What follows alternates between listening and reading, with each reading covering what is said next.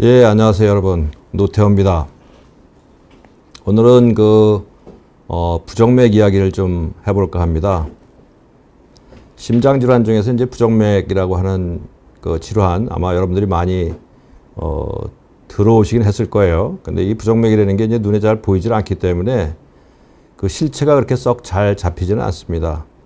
가령 이제 심장질환 중에서도 심장혈관 질환, 우리 이제 제일 많이 알고 있는 질환이죠. 협심증, 심근경색증 같은 그 심장혈관 질환은 혈관이 이제 좁아지거나 이제 막히거나 뭐 이런 병이죠. 근데 이거는 이제 수술해서 보거나 아니면은 또 관동맥 조영술이라고 하는 걸 통해 가지고 그 혈관의 모습을 볼 수가 있어요.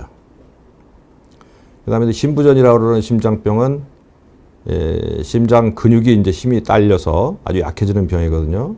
이것도 우리가 초음파를 통해서 알 수 있어요. 또 심낭염이라고 이제 요새 그 코로나 바이러스가 이제 침범을 하거나 아니면 또 백신 후에 이제 발생하는 뭐 그런 것들이 있는데 그것도 다 눈에 보여요. 그러니까 수술을 하거나 아니면은 뭐 초음파를 통해서 볼 수가 있는데 이 부정맥이라는 거는 눈에 보이질 않아요. 실체가 없어요. 심장의 이제 전기 현상이기 때문에 그 있을 당시에만 나타나고 시간이 지나면 없어져 버리거든요. 그래서 이 실체가 없기 때문에 심장 질환 중에서 가장 늦게 발달했어요. 그래서 의사들도 이 부정맥이라고 그러는 질환 좀 어렵게 어려워하죠. 사실 이제 의과대학에서 심전도 부정맥을 의과대학 학생들도 가장 어려워하는 분야예요. 뭐 당연히니까 환자들 입장에서는 자기가 이제 이런 부정맥을 진단받거나 했을 때 또 부정맥 그 진단명, 병명이 이렇게 흔하고 우리가 잘 듣는 병명이 아니거든요. 심방세동, 뭐 심실조기수축, 기회수축 뭐 이런 여러 가지 듣게 되면 사실은 이게 무슨 의미인지 전혀 이제 이해가 오질 않기 때문에 거의 이제 멘붕 수준에 들어가죠. 그래서 오늘 여러분들한테 이제 말씀드릴 거는 앞으로 아마 이 몇 번에 걸쳐 가지고 이 부정맥이라는 게 도대체 어떤 건가를 갖다 말씀드리려고 합니다.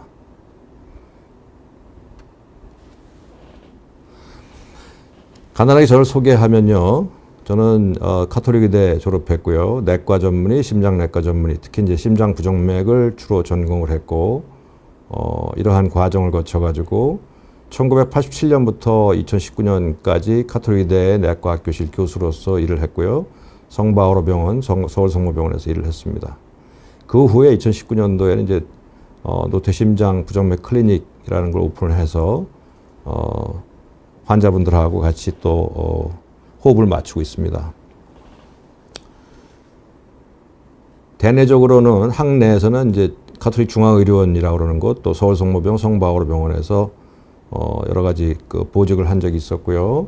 대외적 학회 쪽에서는 심장학회, 부정맥연구회, 임상고혈압학회 쪽 학회에서 활동을 했었고, 또 국가기관으로서는 중앙약사심의위원, 심평원 쪽에서 봉사를 한 적이 있습니다. 그래서 이제 오늘 제목을 좀 멋있게 붙였어요. 부정맥, The Beginning이라고 해서 좀 멋있게 붙였는데 여러분들이 또 좋아하실려나 잘 모르겠습니다. 앞으로 아마 여러 번에 걸쳐 가지고 실제적인 이제 부정맥을 여러분들하고 같이 공부를 해볼 텐데 오늘 시간에는 이제 이 본격적인 공부에 앞서 가지고 개략적으로 부정맥이 이제 심장 질환 중에서 어떠한 것이냐를 한번 알아보고 또 심장은 도대체 어떻게 활동하고 있는 건지 또 심장의 전기 현상은 어떤 건지 부정맥은 또 어떤 건지 또 여러 가지 이제 심장 질환이 있는데 그 심장 질환과 부정맥의 관계는 또 뭔지 뭐 이런 것들을 갖다가 이제 한번 이해해보는 그런 시간을 갖도록 하겠습니다. 이게 이제 심장입니다. 심장. 그래서 영어로는 이제 하트라고 불러죠. 근데 이게 가지고 있는 의미, 여러분들이 이거 그림을 보시게 되면은 갖게 되는 생각이 이제 저런 생각이에요. 우리 하트라고 하면 사랑, 또 하트하면 생명, 이런 생각이 들지 않습니까? 사실 이 심장, 하트 하게 되면은 굉장히 좀 부드럽기도 하고 또 낭만적인 생각도 갖게 되는데 실제적으로는 이 심장이라고 그러는 기관, 장기는 우리 몸 중에서 가장 치열한 기관입니다. 한번 여러분들 상상해 보세요. 심장이 생겨나는 게 우리가 이제 그 어머니 뱃속에서 잉태되어 있을 때 이제 그 몸이 생겨나면서 심장도 그 중에 생겨나잖아요. 근데 그때 생겨난 심장이 그때부터 박동을 시작을 하는 거예요. 그러니까 언제까지 하냐? 우리 생명이 다하는 순간까지 심장은 박동을 하는 거죠. 우리 몸의 장기, 딴 장기 아무리 살펴봐도 이렇게 치열하게 작동하는 장기는 없어요. 우리가 잠잘 때는 어느 장기라도 다 같이 잠이 들죠. 심지어 뇌도 그렇게 크게 활동하고 있는 뇌도 우리가 잠들 때는 쉬거든요. 모든 장기 다 쉬죠. 근데 우리가 잠들어 있다고 해서 심장도 쉬느냐 하면 그렇지 않거든요. 심장은 우리가 잠들어 있건 무슨 일을 하건 뭘 하건 생각을 하건 말건 하여튼 하루 종일 1년 365일 우리 생명이 마지막을 거하는 순간까지 심장이 박동하거든요. 근데 이 활동을 한다는 게 단순하게 그냥 깨어 있다는 게 아니라 심장이 근본적인 그 역할이 혈액을 내보내는 펌프거든요. 끊임없이 수축하고 이완하고 수축하고 이완을 갖다가 끊임없이 해야 되는 거거든요. 그러니까 굉장히 치열하고 아주 강력한 기관인 거죠. 한번 생각해 보세요. 이런 기관이 또 있는지. 없어요. 우리 몸에서 유일하게 이런 기관입니다. 그래서 심장이 수축하고 이완하고 수축하고 이완하면서 혈액을 갖다 끊임없이 내보내는 게 우리의 혈압을 유지시켜주고 또 우리 온몸에 있는 장기에 신선한 산소, 영양분을 공급해서 살아있게 만들어주는 그러한 역할을 하는 거죠. 그런데 이제 이 심장이 박동을 멈추는 순간이 바로 뭐냐 하면은 사망하는 거죠. 그래서 이 사망이라는 게 이제 심장사, 심장이 멈추는 순간을 사망으로 정의하잖아요. 그러니까 심장이라는 기관은 굉장히 치열하고 아주 중요한 기관입니다. 그래서 우리는 심장에 대해서 계속 고마운 마음을 가지고 있어야죠.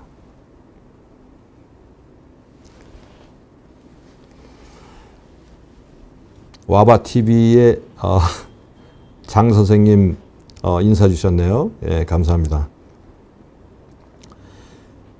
아주 그 상징적인데 심장은 우리 가슴 가운데 있어요. 굉장히 상징적이죠. 지금 보시는 그림이 가슴 엑스레이 사진이에요.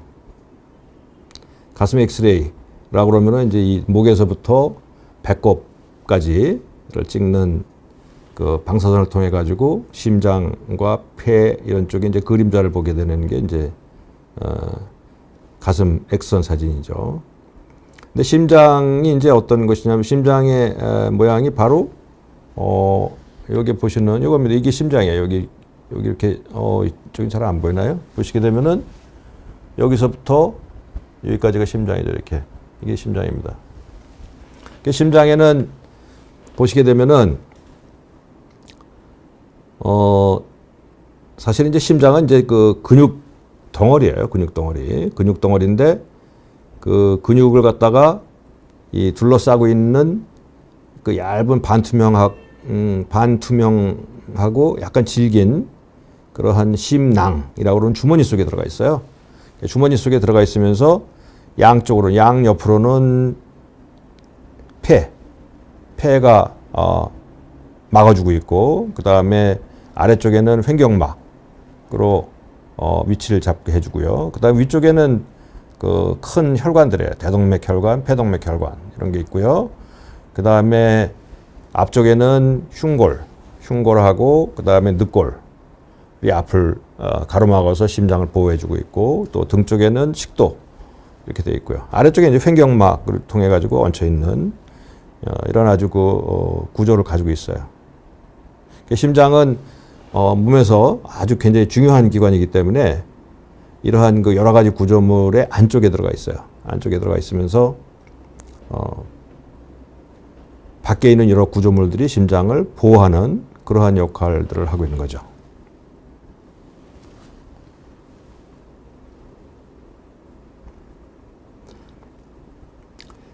여기 보시게 되면은 그 심장은 크게 나눠 가지고 오른쪽 심장, 왼쪽 심장 이렇게 나누고 있어요. 보시게 되면요. 여기 이제 왼쪽 심장이고 여기 오른쪽 심장이에요. 여기 이제 우리가 이쪽에서 보게 되면 좌우가 바뀐 것 같은데 이쪽을 생각하시게 되면은 이쪽이 오른쪽 심장, 이쪽이 왼쪽 심장 이렇게 돼 있고요. 보시게 되면은 왼쪽 심장의 벽을 하고 오른쪽 심장의 벽을 한번 살펴보세요. 보시게 되면은 왼쪽 심장의 벽이 훨씬 두꺼워요. 오른쪽 심장의 벽은 약간 상대적으로 얇죠. 그래서 심장의 이제 가장 중요한 역할이 혈액 펌프라고 그랬잖아요. 그 수축을 해가지고 혈액을 온몸으로 내보내는 그러한 역할을 하는데 그 중요한 역할을 하는 거는 주로 왼쪽 심장이에요. 좌심이라고 그런 거죠. 이거 바로 이거죠. 이쪽. 그래서 왼쪽 심장은 훨씬 두껍게 돼 있어요. 그래서 우리가 이제 심장의 역할을 갖다가 이제 혈액 펌프, 혈액을 내보내는 펌프다 하면은 가장 중요한 역할을 하는 것은 심장에 이제 네 가지의 이 챔버가 방이 있거든요. 그래서 오른쪽 심장의 아래쪽은 심실, 우쪽은 심방, 그죠? 그다음에 왼쪽에도 심실, 심방이 있는데 이 네 개가 물론 다 중요한데 심장의 근원적인 역할, 혈액을 내보내는 펌프로서의 역할만을 본다면은 좌심실 이게 이제 가장 중요한 역할을 하는 거예요. 물론 딴 그 챔버들도 없으면 뭐 꼭 가장 아주 필수적이긴 하지만 가장 중요한 역할은 역시 이제 좌심실입니다. 좌심실. 좌심실이 혈액을 내보내는 펌프 역할을 하고 있는 거죠. 그래서 이제 두껍게 돼 있어요. 그래서 이쪽 그림 보시게 되면 이게 이제 좌심실이 여기 있잖아요. 이 좌심실이 수축을 하면서 이 하얀 부분이 판막이에요. 이 판막을 통해서 좌심실이 힘있게 수축을 하면은 이 안에 들어가 있던 혈액이 이 판막을 통해서 판막이 열리면서 대동맥이라고 하는 우리 온몸으로 뻗쳐나가는 커다란 동맥이거든요. 실제 두께가 파이프 정도 두께예요. 굉장히 두꺼운, 굉장히 그 구경이 굵은 그러한 큰 혈관이거든요. 큰 혈관을 통해서 좌심실의 근육 덩어리가 들어와 있는 혈액을 갖다 콱 수축을 하게 되면은 그 혈액이 대동맥을 통해서 뻗쳐나가는 겁니다. 뻗쳐나가서 상지, 하지, 전신에 혈액을 공급하게 되는 거죠. 그게 이제 왼쪽 심장의 역할이고요. 이렇게 해서 이제 혈액이 나가잖아요. 대동맥을 통해서 이제 온몸으로 나가면은 나간 혈액이 다시 돌아와야지만 그 혈액을 다시 짜서 또 내보내는 거거든요. 그래서 이 심장과 혈관계라고 하는 거는 폐쇄회로예요. 폐쇄회로. 한정된 아주 작은 제한되어 있는 혈액을 계속 수축과 이완을 통해서 온몸을 돌리게 되는, 온몸을 돌리면서 혈액을 공급을 해주고 산소를 공급을 해주고 또 산소를 다 공급해주고 산소가 거의 떨어져 있는 혈액이 들어오게 되면은 이게 이제 바로 우심방, 일로 들어오게 돼요. 온몸에서 우심방으로 들어오게 되고 우심방으로 들어온 혈액이 우심실로 들어가고 우심실에서 다시 짜주게 되면 이 혈액은 폐동맥이라고 하는 데를 통해서 폐로 가게 돼요. 그때 혈액은 이제 산소 다 쓴 혈액이죠. 그 혈액이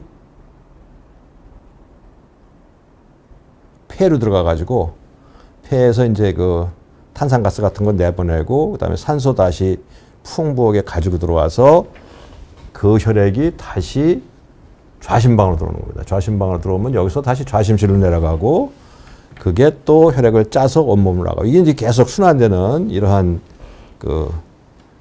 과정을 거치게 돼요. 그래서 이제 심장은 오른쪽 심장과 왼쪽 심장으로 나눠져 있고 두 개가 기능상에 볼 때 약간 차이가 있다. 그 중에서도 이제 가장 중요한 것은 좌심실이다. 이렇게 이제 보시면 되고요.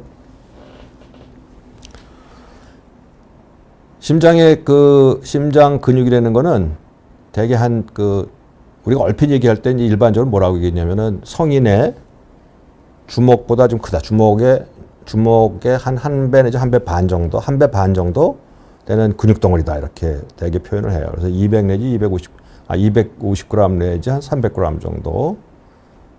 주먹보다 조금 큰 규모인데 다 근육이에요.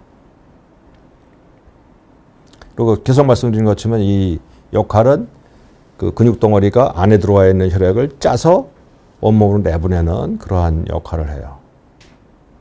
근데 이 심장이 한번 수축할 때 내보내는 혈액, 그러니까 혈액이 들어오면은 심장이 이완돼서 혈액을 품고 있다가 수축해서 혈액을 내보낸다고 그랬잖아요.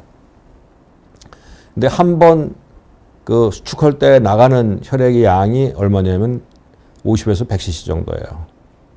50에서 100cc면 얼마나 될까 생각하면은 우리 작은 우유팩 있잖아요. 작은 우유팩이 이게 한 150, 180cc 되는 것 같아요. 그러니까 그 작은 우유팩의 절반 정도가 이제 한 번 수축할 때 혈액을 나가요. 실제적으로 한 번 수축할 때 나가는 혈액은 굉장히 적죠.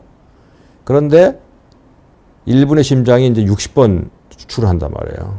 1분에 60번, 1시간이면 60 곱하기 60이니까 3,600번이 되나요? 어쨌든 그렇게 되니까 어떤 일이 생기냐면은 1분에 나가는 혈액이 5리터예요. 그래서 이걸 우리가 이제 심박출량이라고 부르거든요. 1분에 5리터. 5리터라고 그러면은 커다란 주전자가 하나 5리터 정도 되잖아요. 그러니까 그렇게 조그만 근육덩어리인 심장에서 내보내는 게 1분에 내보내는 혈액이 5리터짜리 주전자 정도의 양이다. 근데 이걸 갖다 시간으로 환산하면은 300리터예요. 300리터라고 그러면 잘 상상이 되지 않아요. 근데 이걸 하루로 환산하게 되면은 6,000 내지 7,000리터예요. 6,000리터가 얼마만큼일까 생각하면 여러분들 이해를 돕기 위해서 밑에 그림을 제가 보여드리고 있는데 저 트럭이 6톤 트럭입니다. 6톤 트럭. 그러니까 저 트럭에 물이 가득 찬다면은 저게 이제 6,000리터 정도 되는 거죠. 그러니까 이 조그만 심장이 우리 가슴 속에 있는 조그만 근육덩어리 심장이 하루 종일 수축을 해서 내보내는 혈액의 양이 자그마치 6톤 트럭을 내보내고 있다는 거죠. 근데 얘는 쉬지도 못해요. 심장이 쉬게 되면은 굉장히 곤란한 일이 생기죠. 심장이 계속 수축을 해서 수축하고 이완하면서 혈액을 갖다 온몸으로 내보내는데 그렇게 해서 산소를 갖다가 끊임없이 보내주고 있는데 심장이 잠시라도 쉬게 되면은 제일 먼저 영향을 받는 기관이 어디냐면은 뇌예요, 뇌. 뇌가 우리 몸의 기관 중에서 산소를 가장 많이 소모하고 있는 기관이에요. 그래서 심장이 조금만 쉰다 하더라도 쉬게 되면은 가장 먼저 타격받는 게 뇌거든요. 더군다나 뇌는 어디에 있냐면은 심장은 가슴에 있잖아요. 뇌는 이 위에 있단 말이에요. 그러니까 심장이 수축을 해서 혈액을 내보낼 때 이 중력의 힘이 있기 때문에 내보내기만 하면 다리 쪽으로는 그래도 피가 쉽게 가는데 머리 쪽으로 가려고 그러면 그냥 강력하게 수축해서 쏴줘야지만 머리로 가거든요. 간신히 그게 이제 유지가 되고 있는 거예요. 그런데 갑자기 심장이 잠깐 섰다. 잠깐이지만 제대로 못 뛰지, 박동하지 못했다 하면은 그 순간에 머리에 있던 혈액이 밑으로 쭉 빠져내려가죠. 순간적으로 뇌에 산소가 모자라는 현상이 와요. 뇌빈혈이 생기는 겁니다. 그래서 우리가 이제 앞으로 이제 부정맥에 대해서 쭉 말씀을 드릴 텐데, 심장 박동이 정상적으로 되지 못하는 때 많이 느끼는 증상 중에 하나가 어지럼증이에요. 어지럼증 왜 그러냐면은 심장이 계속 박동하던 게 약간 문제가 생겨가지고 뇌로 혈액이 충분히 공급이 안 되는 순간에 뇌 빈혈, 뇌 허혈이 생기기 때문에 어지럼증이 좀 생길 수 있는 거예요. 그러니까 우리는 심장에 대해서 계속 고마운 마음을 계속 가지고 있어야 돼요.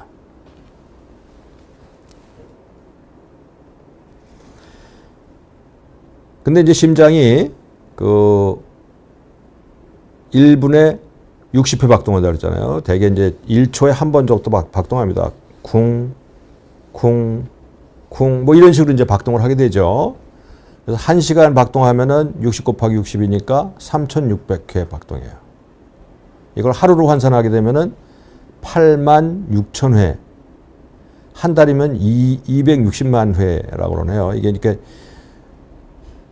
심장 박동하는 횟수가라는 게 우리가 상상하기 어려울 정도로 그 횟수가 굉장히 많은 거죠.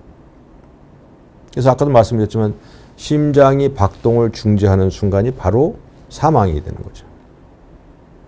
그래서 그 심장이 이제 근육 덩어리인데 이 근육 덩어리가 계속 수축하고 이완하려고 그러니까 심장이 이 수축 이완하면서 산소를 갖다가 우리 몸의 중요한 기관에도 보낼 뿐만 아니라 자기 자신도 산소 공급을 받아야 돼요. 그러니까 자기가 혈액을 짜서 다른 기관에도 공급을 해주지만 자기 자신도 굉장히 많은 산소를 소모해서 산소를 공급받아야 되는 거죠. 이 산소를 공급해주는 혈관이 우리가 여러분 잘 들어서 알고 계시는 이 관동맥, 관상동맥이라고 그러는 겁니다. 관동맥이라는 게 뭐냐면요. 여기 보시게 되면요. 이게 심장 CT 사진이에요. 요새는 과거에는 이제 이런 그 혈관을 보려고 그러면은 조영술이라고 그래가지고 이제 그 팔이나 허벅지 혈관을 따라서 작은 관을 집어넣어서 여기서 이제 조영제를 주사하면 여기 이제 혈관에 조영제가 들어가면서 혈관의 모습을 볼 수 있었는데 지금은 이제 그렇게까지 할 필요가 없고 그냥 CT 사진만 찍으면 이렇게 혈관이 보여요. 사진 찍는데 시간도 굉장히 단기간에 보이는데 이걸 관동맥이라고 합니다. 이 동맥의 역할은 이 혈액을 갖다가 바로 이 심장 근육에도 공급하는 역할이에요. 근데 왜 관동맥이라고 그러냐면은 여기 보시는 것처럼 요 왕관 보이잖아요, 왕관. 요렇게 된 것들이 흡사 왕관과 비슷하다 해서 관동맥, 관상동맥이라고 하는 이름을 가지고 있어요. 그래서 이런 혈관, 이 관동맥 혈관이 좁아지게 되면은 협심증이라고 하는 병이 생기는 거고 동맥경화증 때문에 좁아지다 어느 순간에 탁 틀어막혀 버리게 되면은 그때는 이제 심근경색증 이렇게 되는 겁니다. 질문이 들어왔네요. 예. 이분은 이제 심방세동과 심부전을 가지고 있는 분이에요. 심방세동이라는 병은 이제 제가 이제 나중에 강론에 들어가게 되면 자세히 말씀드리고 상당히 긴 시간에 걸쳐서 말씀드릴 텐데 심장의 윗부분입니다. 심장이 이렇게 네 개의 그 챔버로 나눠져 있다 그랬잖아요. 그래서 이제 윗부분을 심방이라고 그러고 아랫부분을 심실이라고 그래요. 심방세동이라는 건 심방이 정상적으로 이렇게 수축하고 이완하고 이런 그 운동을 해야 되는데 세동이라는 건 뭐냐면은 간을 세자에 움직인다는 소리예요. 이렇게 움직이는 게 아니고 이렇게 떨고 있는 거예요. 이렇게 그러니까 이 심방이 가지고 있는 역할이 뭐냐면요.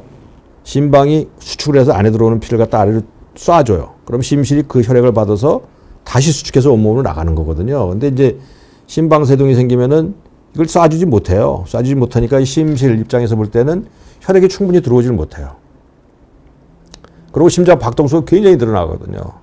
그러니까 이제 이게 심장이 지쳐가지고 혈액이 자꾸 오고 뒤에 저류가 생기는 일이 생기는데 그걸 갖다 우리가 심부전이라고 그러거든요. 그래서 심방세동이 있게 되면 잘 관리를 하지 않으면은 그 심부전이 생길 수 있고 또 한 가지는 이제 뇌졸중, 심방 안에 혈액을 갖다 계속 내보내지 못하고 심방 안이 이렇게 좀 자꾸 붓게 되고 혈액이 저류가 되니까 그 안에서 그 피떡이 생겨요. 피떡이 생겨서 떨어져 나가게 되면 이게 이제 뇌혈관을 막아서 뇌졸중을 만드는 거거든요. 그래서 심방세동이 있을 때는 이제 심부전이 잘 생길 수 있어요. 그래서 심방세동과 심부전을 가지고 있는 분인데 중강도의 유산소 운동 시에 기회수축이 발생하면 운동을 멈추고 쉬었다가 다시 운동해야 되는가? 예. 일반적으로 심부전이 생기게 되면 이제 심장에 상당히 무리가 가 있는 상태거든요. 그래서 그런 경우에는 아주 가만히 쉬는 건 물론 좋지 않지만 운동을 약간 좀 줄이는 게 좋아요. 그래서 운동량을 좀 줄이고 그때는 심부전까지 생기면은 운동 조금 쉬었다 하셔도 사실 상관없거든요.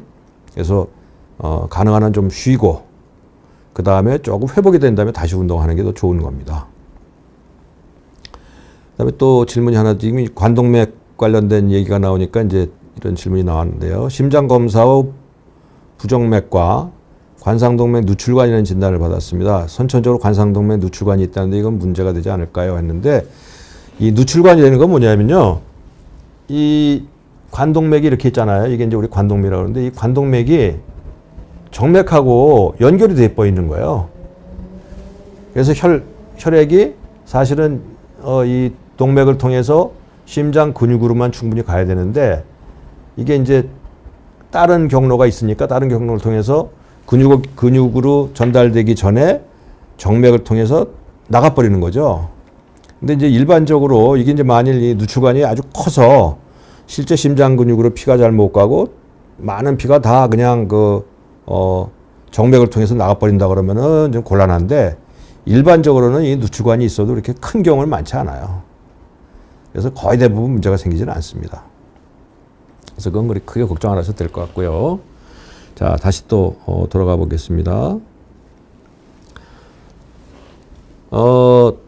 심장이 1분에 보통 한 60번 정도 박동한다고 그랬잖아요.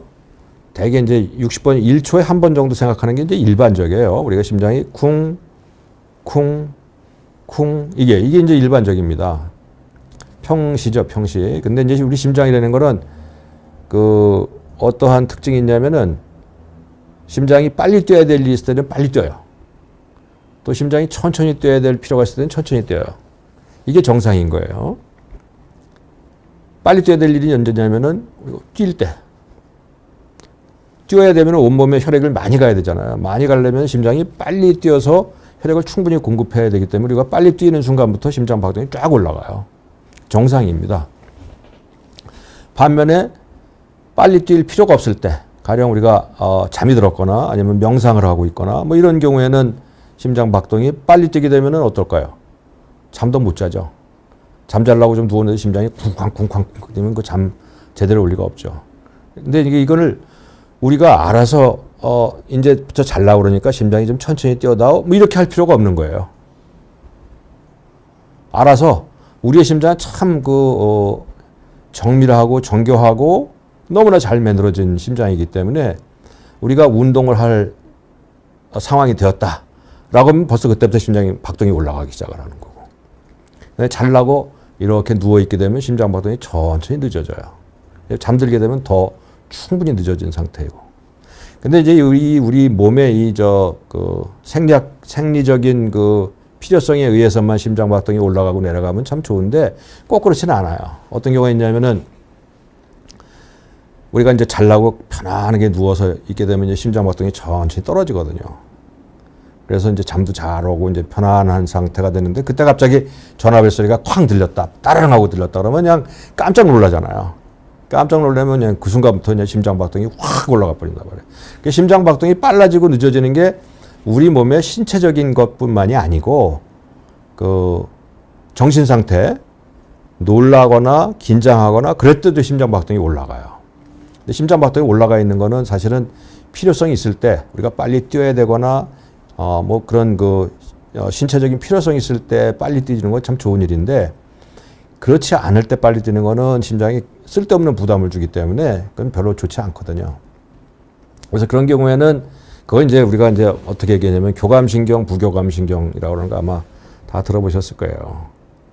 그래서 우리가 활동하거나 놀라거나 긴장하거나 운동을 할 때는 심장 박동이 빨리 올라가는데 그거는 교감신경이라는 데가 이제 자극을 받아서 흥분되기 때문에 그래요. 지금 질문 하나 주셨는데 마음에 드는 이성을 보면 심장이 빨리 뛰는 이유는 뭘까요? 바로 이겁니다. 그게 이제 뇌를 통해 가지고 교감신경을 흥분을 시켜요. 그래서 교감신경이라는 게 이제 아드레날린, 노르아드레날린 뭐 이런 거 아마 들어보셨을 거예요. 그게 이제 부신, 피질, 이 중추, 뇌에서 그런 감정이 부신을 자극해서 부신해서 그런 호르몬을 많이 만들어내요. 그렇게 되면 이게 이제 심장이 호르몬이 심장을 빨리 뛰게 만들어요. 그래서 빨리 뛰는 겁니다. 이제 그럴 때만 빨리 뛰면 좋은데 놀라거나 기분 나쁠 때도 또 빨리 뛰거든요. 그래서 어쨌거나 하여튼 그런 일이 교감신경이 흥분되게 되면 심장이 빨리 뛰게 된다.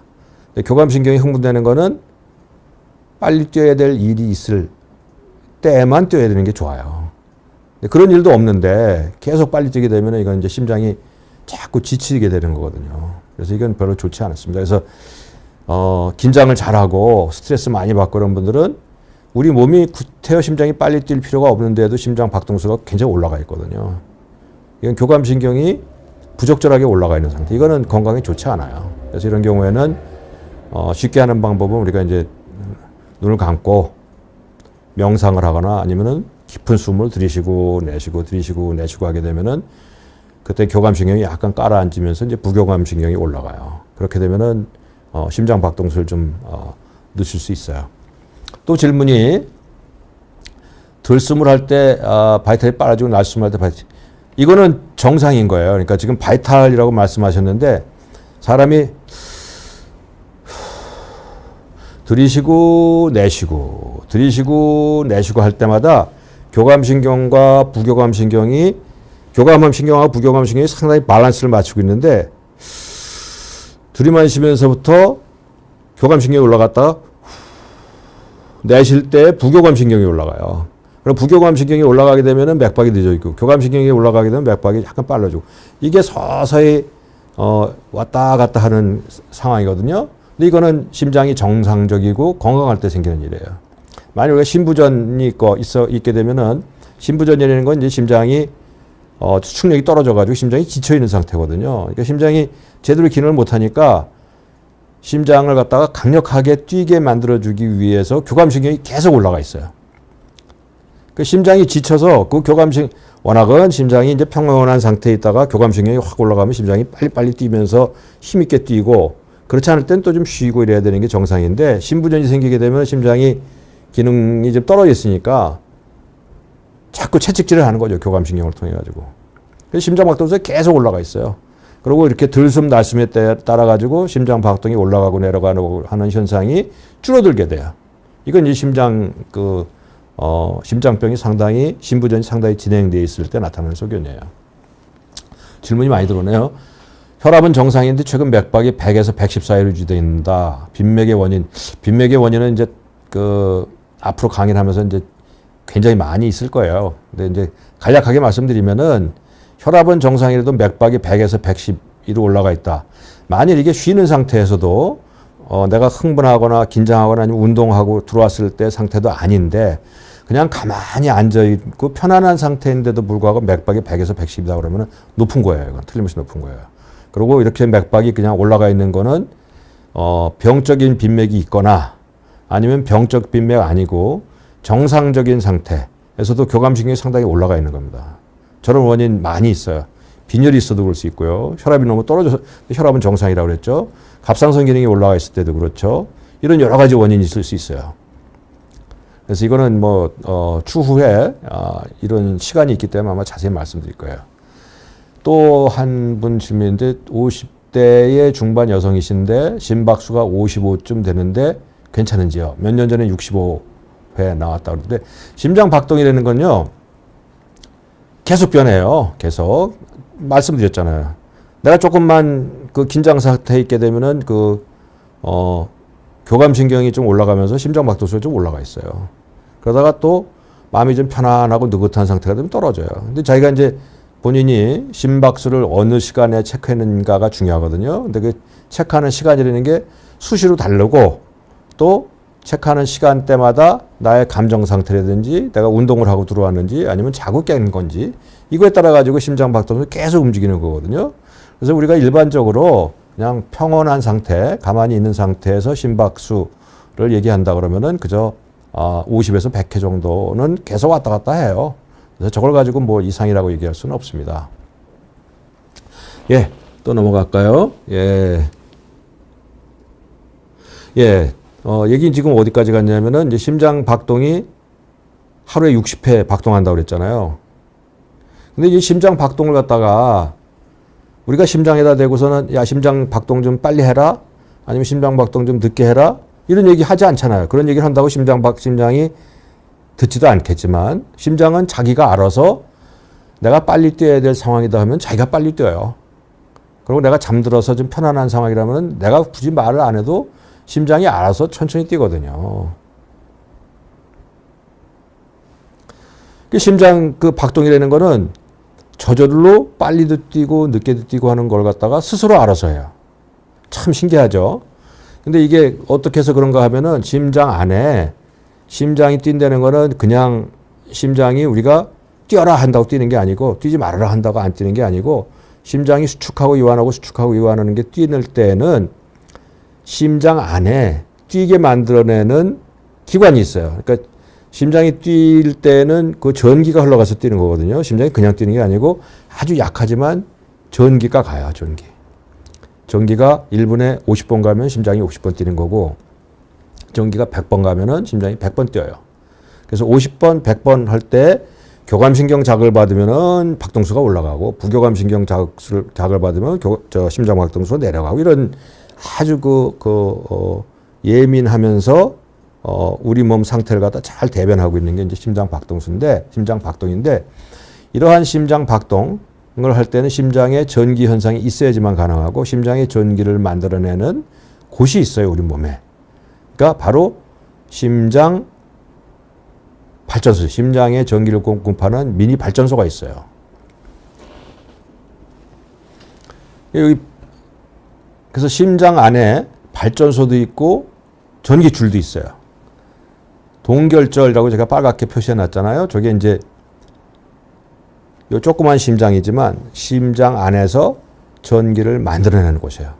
이 전기를 만들어내는 곳에서 60번 전기를 만들면은 60번 뛰는 거고 100번 만들면 100번 뛰어요. 근데 60번, 100번을 내가 스스로 조절하는 게 아니고 우리 몸 안에 있는 뇌 또 신경계통을 통해 가지고 알아서 우리 몸의 필요성에 적합하게 전기를 좀 빨리 만들기도 하고 늦게 만들기도 하는 겁니다. 이게 바로 동결절, 미니 발전소예요.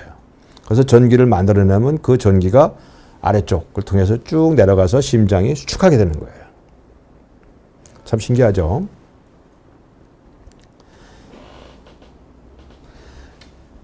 그게 어디 있느냐? 여기 보시게 되면은 심장의 가장 이제 오른쪽 심장, 오른쪽 심장의 가장 윗부분. 여기 이제 동결절이라고 그러는데 이게 바로 발전소예요. 전기를 만들어내는 발전소. 여기서 전기를 만들어내는 거예요. 전기를 만들어내면은 감전되지 않을까요? 근데 그렇지 않아요. 여기서 만들어내는 전기는 굉장히 미미한 전기예요. 우리가 손을 대도 전기 느끼지 않잖아요. 우리 몸에 전기를 만들어내는 데가 여기뿐만 아니라 여기도 있잖아요. 뇌.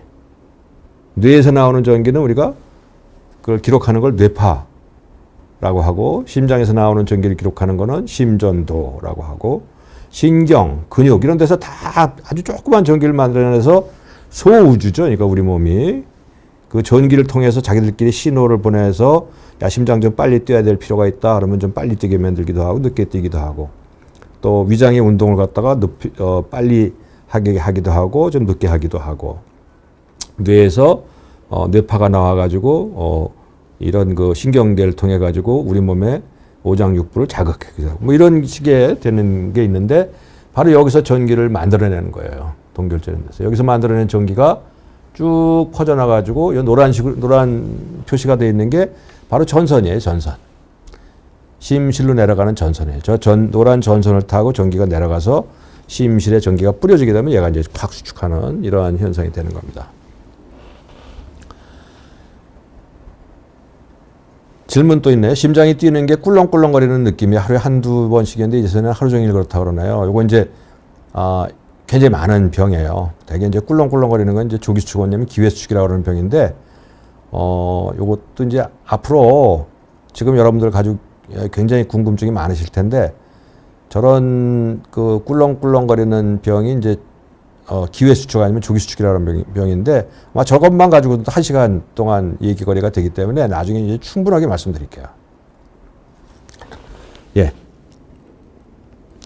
그래서 심전도라고 하는 거는요, 심장에서 발생하는 전기, 그러니까 심장이 전기를 만들어낸다고 그랬잖아요. 그러니까 심장이 전기를 만들어내서 그 전기가 퍼져나가는데 그 심장에서 나오는 아주 조그만 아주 미약한 전기를 증폭을 해서 또 우리 몸에서 나오는 다른 전기들을 다 제거해 가지고 필터해서 기록한 게 바로 심전도예요. 밑에 나와 있는 그 그림이 바로 심전도 그림이거든요. 근데 여기 보시는 그림 이게 이제 인류 최초의 심전도기예요. 지금은 이제 병원에 가 보게 되면은 침대에 누워 있으면은 뭐 요만한 그 기계 두고 줄을 갖다가 팔, 다리, 가슴에다 이렇게 붙여가지고 심전도 기록하잖아요. 근데 처음에 나왔을 당시에 처음에 발명된 심전도 기계는 저렇게 집체만한 기계를 통해 가지고 심전도를 기록을 했다고 그래요. 질문이 하나 또 있었는데 심장 수술 시 개복한 상태에서 심장을 직접 마사지하는 경우도 있다고 하는데 어떠한 상황일 때 그러면 궁금한 게 많으시죠? 실제 있어요.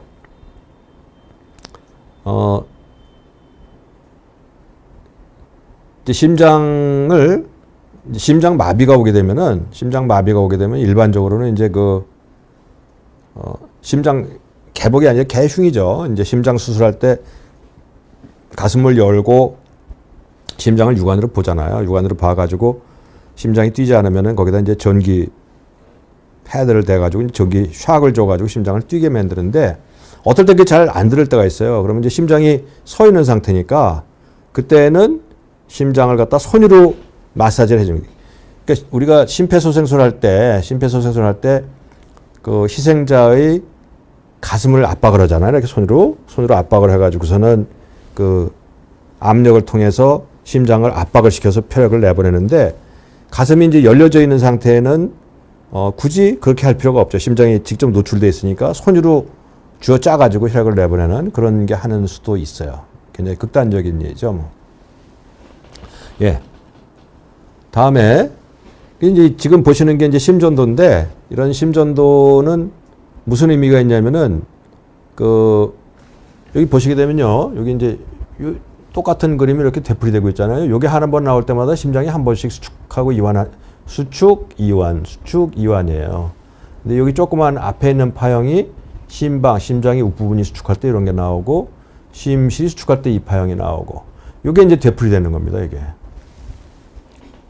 그래서 이제 이 의사들이 보는 거는 이제 심전도의 파형을 봐가지고 심장이 1분간에 몇 번이나 박동하느냐, 규칙적으로 박동하느냐, 심장의 발전소에서 나온 전기가 정상적인 과정을 통해서 정상적인 시간 내에 잘 전도가 되고 있느냐 이런 것들을 갖다 보게 되는 겁니다. 결국 심전도라는 거는 심장세포, 심장 안에서 심장의 각 부위끼리 하고 있는 대화를 우리가 인터셉트 하는 거예요. 인터셉트 해가지고 심장의 대화를 끄집어내서 의사들이 그걸 보고 판단하는 게 바로 심전도예요.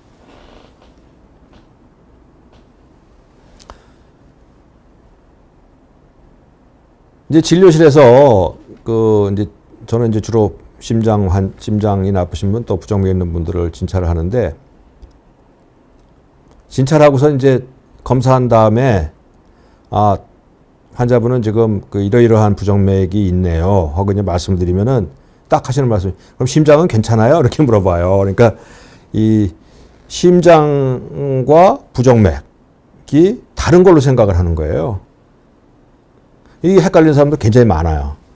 근데 실제 심장이라고 그러는 거는 심장을 구성하고 있는 게 심장 근육이 있다고 그랬죠. 거기에 또 동맥, 관동맥도 있죠. 또 대동맥도 있죠.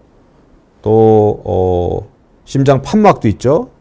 심장을 둘러싸고 있는 막도 있죠. 이게 각각 다 다른 병들이에요. 그다음에 심장에 전기계통, 전기줄도 있다고 그랬단 말이에요. 심장에 발전소도 있고 또 전기줄도 있다고 그랬어요. 이게 다 각각 생기는 병이 다른 겁니다. 심장 근육에 생기는 건 심부전, 관동맥에 생기는 거는 심근경색증 아니면 협심증 뭐 이런 것들이고요. 또 대동맥에 생기는 건 뭐 동맥박리 이런 것들이 있고요. 판막에 생기는 건 판막증이라고 그러는 거고 심낭에 생기면 심낭염, 전기계통에 생기는 거는 부정맥 이렇게 다른 겁니다. 이게 이제 각계의 병이기도 하고 또 같이 있는 경우도 있고요. 그래서 이걸 갖다 한번 간략하게 봐드릴게요. 우선 첫 번째 이제 허혈성 심장 이게 이제 가장 많이 여러분들이 잘 알고 계시는 병이에요. 허혈성 심장이라는 거는 이제 심장 벽에 이렇게 노랗게 생기는 게 이제 기름찌꺼기가 조금씩 끼는 거죠. 꼈다가 시간이 가게 되면은 기름이 더 많이 껴요. 더 많이 꼈다가 혈관에 유효한 구경을 갖다가 자꾸 잡아먹게 되죠. 혈관이 이렇게 이 정도의 그 구멍을 가지고 혈액이 가야 된다면 안에 기름찌개가 키니까 자꾸 좁아드는 겁니다. 이 정도 좁아만 들어있게 되면은 상당히 좁아져 있는 상태가 되게 되면은 이게 이제 협심증이에요. 그러니까 뭘 생각하면 되냐면요.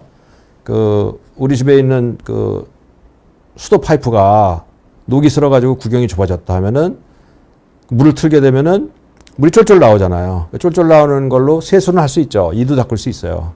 근데 샤워를 하려고 그러면 곤란하죠.